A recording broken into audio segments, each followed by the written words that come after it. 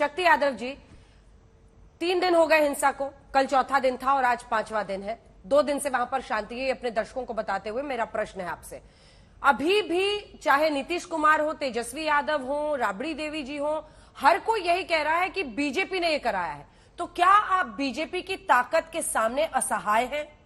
क्या बिहार की सरकार जनता ने इसलिए चुनी थी कि आप जिस पर आरोप लगाएं उसको साबित भी ना कर पाए, लेकिन आरोप लगाते रहें और हल ना दें?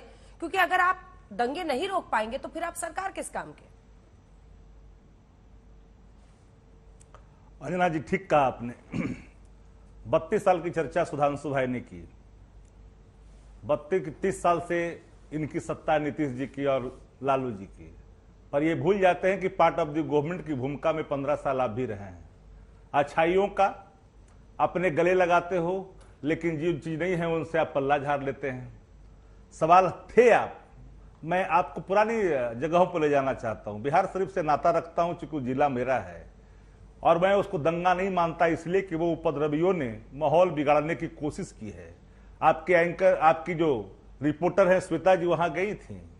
वहां जिस तरह से निशाने बनाए गए, एक एक स्पॉट, आपको तो खून का रिश्ता है ना जी बिहार शरीफ से।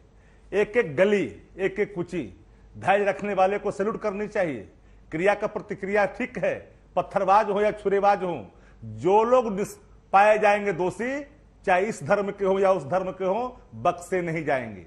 यही औरंगाबाद में जब पार्ट ऑफ द गवर्नमेंट की भूमिका में भारतीय जनता पार्टी थी, दंगे हुए थे, कहा था कि रोष का प्रकटीकरण है। ये शब्द चयन कर करके आप भाग जाते हैं। लेकिन मैं आपको गुजरात के बड़ोदरा के सवाल पर आप चुप्पी साध देते हैं, लेकिन बंगाल का सवाल होता है, गैर भाजपा शासित राज्य बिहार के अंदर में बड़ी लकीर खींचने की कोशिश करते हैं। महाराष्ट्र के सवाल पर बड़ी लकीर खींचने की कोशिश करते थे। लेकिन जरा बताइए कि क्या हुआ था बड़ोदरा में?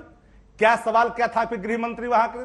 क्या उन्होंने शब्दों का बयान किया? ट्विटर हैंडल पर देख लीजिए क्या लिखा हुआ है, क्या लिखा हुआ सोशल मीडिया पर क्या लिखा हुआ है, यह बताने की जरूरत नहीं है। बिहार में जिन लोगों ने, उपद्रवी तत्वों ने यहां के सामाजिक सौहार्द पर अगर कोई सवाल खड़ा किया है तो शासन चुप नहीं बैठेगी। यह बात तय है। आप कहेंगे शासन की विफलता, पुलिस क्या कर रही थी? पुलिस ने एक्शन लिया, क्योंकि जिन लोगों ने जो जुलूस निकालने की अनुमति ली वो सशर्त ली कि किसी प्रकार का कुछ नहीं होगा। लेकिन शासन के मौजूदगी में एक बड़ा क्राउड जिस तरह से आक्रामक होकर के प्रतिकार किया है, ये सब एक एक समुदाय के लोग, वहां हर धर्म के लोग एक होकर के शांति की अपील कर रहे थे। हम लोग भी लगातार 2-3 दिनों से, आपके रिपोर्टर भी थे, सारे नेशनल चैनल वहां थे, सब लोगों ने देखा कि हिंदू हो या मुसलमान हो, सिख हो या ईसाई हो, सब लोग लामबंद होकर के यही अपील कर रहे थे। अरे पत्थरबाज चाहे किसी धर्म के मानने हो, बख्शे नहीं जाएंगे, उल्टा नहीं सीधे कर दिए जाएंगे। ऐसा नहीं है कि चुपचाप रहेगा, ऐसी लकीर खींची जाएगी निष्पक्षता के साथ कि फिर 7 बार सोचना पड़ेगा। सुधांशु जी, देखिए, दोनों ही जो हमारे प्रतिद्वंदियों ने बोला, मैं सिर्फ 2 छोटे वाक्य कहता हूं, उसके आगे उत्तर दे दें। यदि ये कहने का ये प्रयास करते हैं कि यदि ऐसा किया गया समुदाय के द्वारा, पहली बात, ये इलाके क्यों बांट दिए जाते हैं? पूछिए इनमें से कोई, क्यों नहीं किसी ने कहा ये मुस्लिम इलाका वर्ड क्या होता भाई?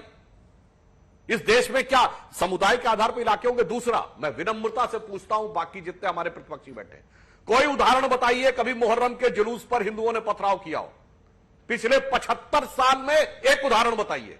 ये रामनवमी के जुलूस, ये दुर्गा पूजा के समय या आज हनुमत जयंती के समय ही ऐसा क्यों होता है? जनाब, बीमारी बड़ी है और आपको सिर्फ छोटी सियासत नजर आ रही है। इस बड़ी बीमारी का ईमानदारी से इलाज करिए।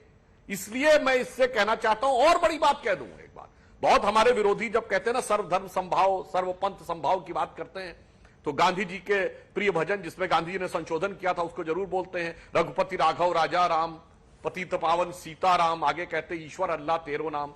अंजना जी, ये बिरला मंदिर में गवाया था गांधी जी ने। 75 साल बाद दोनों में से किसी एक की अगर क्षमता हो, हैसियत हो, किसी मस्जिद में गवा के दिखा दे, फिर आके ज्ञान दे कि हम सर्वपंथ संभाव की बात करते हैं, हम सबको साथ में मिलेकर चलने की बात करते हैं।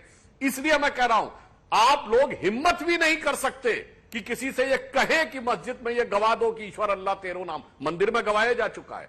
इसलिए मैं कह रहा हूं, आप देश का अहित नहीं कर रहे, मुस्लिम समाज का भी बहुत बड़ा हित कर रहे हैं। यदि डॉक्टर कलाम आ जाएंगे तो उनके साथ आप नहीं खड़े होंगे।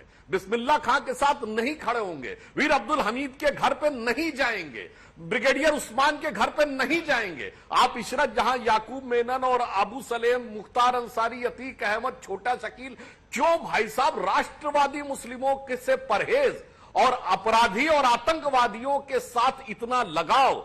यह आपके साथ सबसे बड़ी समस्या है। समस्या की जड़ को समझिए। छोटी राजनीति में तिनके की ओट में पहाड़ को छुपाने की कोशिश मत करिए। कीर्ति आजाद जी, आप तो शक्ति जी, इसके बाद आ रही हूं सर। एक बार कीर्ति जी बोल रहे।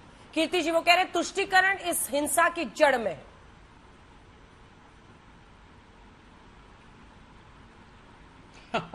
आप इनसे क्या अपेक्षा रख सकते हैं? इनका फेवरेट टॉपिक है हिंदू मुसलमान, भारत पाकिस्तान और धर्म। मैं तो केवल इतना कह सकता हूं कि भारतीय जनता पार्टी की सांसें, इनकी रोजी, इनकी रोटी, इनका खाना, इनका दाना, इनका पानी हिंदू मुसलमान पे चलता है। ये एक पैटर्न है और यह संविधान बनाने वाले हैं। सुधांशु मेरे छोटे भाई हैं और यह है जो संविधान बनाते हैं, आज संसद में बैठे हैं। और जब भारतीय जनता पार्टी एक के बारे में बात करती है, एक पक्ष के बारे में, तो उससे साफ पता लगता है कि ये सरकार ये चाहते क्या है। यह एक पैटर्न है अंजना जी।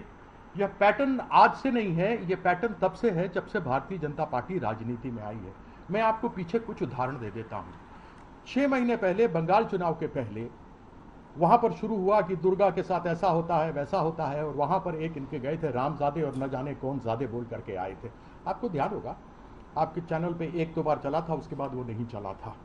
उसी प्रकार से दिल्ली में चुनाव थे, उसके पहले ये हुआ था, देश के गद्दारों से किनको मारो, गोली मारो डैश को। यह भी चला था दिल्ली के चुनाव के पहले, और उसके बाद यहां पर दंगे हुए। यही प्रयास किया गया इनका दिल्ली के अंदर, जो मैंने आपको बताया कि यहां हार गए। बंगाल के अंदर इन्होंने प्रयास किया, बंगाल में इनको हिंदुओं ने वोट नहीं दिया, वहां पर ये हार के चले गए। इन्होंने टीआरएस के विरुद्ध इन्होंने प्रयास किया, वहां पर टीआरएस ने से इनको मुंह की खानी पड़ी। तो यह एक ऐसा पैटर्न है जिसके ऊपर ये जीते हैं, क्योंकि अगर इन सब विषयों पर बात नहीं होगी तो लोग अडानी पे आ जाएंगे। अगर इन सब विषयों पर बात नहीं होगी तो लोग पूछेंगे देश में महंगाई क्यों है, बेरोजगारी क्यों है, एमएसपी अभी तक क्यों नहीं तय की गई, कमेटी बन चुकी है। इसलिए यह इन्हीं बातों पे सदैव लगे रहते हैं। और कानून तो इनसे कोई तोड़वा ना सीखे। दिल्ली के जहांगीरपुरी में तो कानून की व्यवस्था तो केंद्र सरकार के पास है ना, वहां पर भी मना था ना इस बार जुलूस निकालने को, लेकिन जुलूस निकली ना, इनके ही सरकार के अंतर्गत निकली ना। और वहां पर जो झंझटें हुई और वहां पर जो आगजनी हुई तो आज तक हम लोगों ने देखी नहीं। कर्नाटक में हुआ, वडोदरा 3 दिन तक चलता रहा, वडोदरा जलता रहा, हमने आज तक नहीं देखी। किसका शासन था? कर्नाटक में हुआ, हरियाणा में हुआ, 100 जगह पर दंगे हुए, लेकिन केवल बिहार और बंगाल पर क्यों केंद्रित है? उसका बड़ा सीधा सा जवाब है, 40 बिहार के और 42 बंगाल के, यानी 82 सीट, 2 सीट उत्तर प्रदेश से ज्यादा। यहां पर इनकी हालत खराब हो रही है। जब से महागठबंधन तैयार होकर के आई है तब से इनको दिख रहा है कि हमारे 3 सीटें भी आ जाए, 4 भी आ जाए तो बहुत बड़ी बात है। बंगाल में इतनी बुरी हारने के बाद ये समझ गए हैं कि हमारी जो एक बार चलना था, काट की हांडी पकनी थी, सो पक चुकी है, दोबारा नहीं पकने वाली। और फिर जहां वो 18 है, ये 2-3 रह जाएंगे मुश्किल से, अगर रह भी गए तो यह खेल केवल राजनीतिक सीटों का है। इनको भगवान राम से कोई मतलब नहीं है। भगवान राम ने कभी नहीं कहा कि तलवार लेकर के चलो, डीजे में तुम सिम्फनी में गंदे गंदे अश्लील गाने चलाओ, ज्वलनशील पदार्थ लेकर के चलो, जो तुम्हें मार्ग निर्देशित किया जाए उस निर्देश से हट जाओ, चले जाओ, बाहर चले जाओ। इनसे इनको कोई मतलब नहीं है। 5:30 बजे सारे जगह जुलूस को खत्म होना होता है, लेकिन 5:30 बजे के बाद इन्होंने जुलूसें चलाई हैं और तलवारें लेकर के निकले हैं। और ये सारे मानक जो परमिशन दिए जाते हैं उनके अंदर लिखे हुए होते हैं।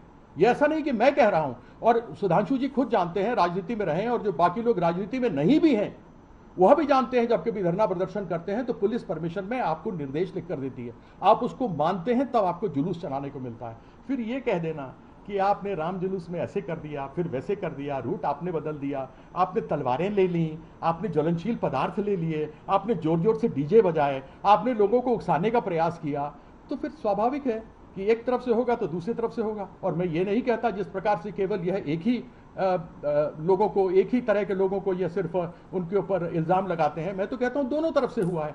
और दोनों तरफ से क्यों हुआ?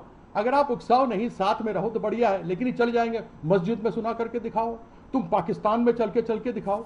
भैया देश की वर्तमान की स्थिति की बात करो, वर्तमान की स्थिति की बात करो। भगवान के लिए देश को तोड़ो मत और दंगे मत करवाओ भैया, प्लीज। सच्ची चाहता हूं आपसे।